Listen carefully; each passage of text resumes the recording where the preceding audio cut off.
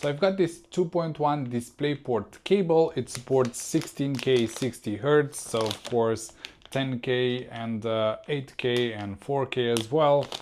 So let's take it out so we can check it out. So that's how it looks. As you can see, it's pretty thick, and you can see 16K here UHD. What I like is that it has this, so you can keep it tight together when you want to move it. And this is the 2 meters cable, but they also have like a 5 meter as well if you need one. And it's braided, so you know it's strong, it's not gonna break easily.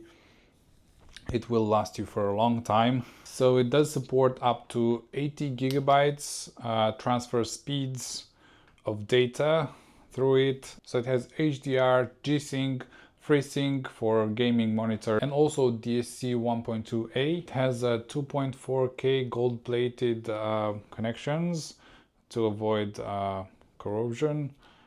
So it's like built really well. It will last you for a long while, like I said. So on the audio side, it does support 3D surround sound, DTS audio, DTS HD, 32-bit audio, and Dolby audio for a great cinematic experience, as well as a great gaming experience. So there we go.